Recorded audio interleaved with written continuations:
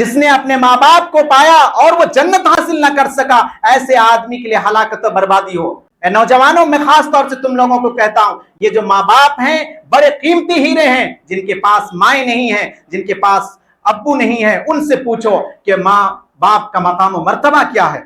آج تمہارے پاس والدین ہیں، اللہ تبارک و تعالیٰ نے کہا ہے کہ تمہاری ماں کے قدموں کے نیچے جنت ہے اور تمہارا باپ اس جنت کا دروازہ ہے۔ اگر تم اپنے ماں باپ کی خدمت کرو گے تو آنے والی نسلیں، آنے والی اولاد تمہاری خدمت کرے گی، اور اگر تم اپنے ماں باپ کے ساتھ بدتمیزیاں کرو گے، اپنے ماں باپ کو دھکے دے کر کے گھر سے باہر نکالو گے، تو انشاءاللہ تمہارے ساتھ بھی وہی حشر ہونے والا ہے، تمہارے ساتھ بھی وہی انجام ہونے والا ہے۔ یہ اللہ تعالیٰ نے اسی دنیا میں دکھانا ہے، تب پھر اپنے ماں باپ کو یاد کرنا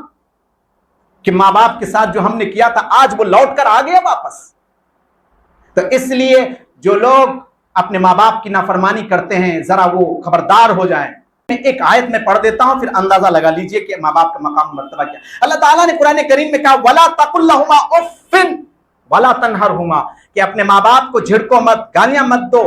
اف تک نہ کہو۔ اف سب سے ہلکا لفظ ہے، اللہ تعالیٰ نے اس لفظ کو لا کر کے یہ بتا دیا کہ تمہیں اف کہنے کی بھی گنجائش نہیں ہے، لہذا تم اپنے ماں باپ سے کس قدر بدتمیزی کرتے ہو،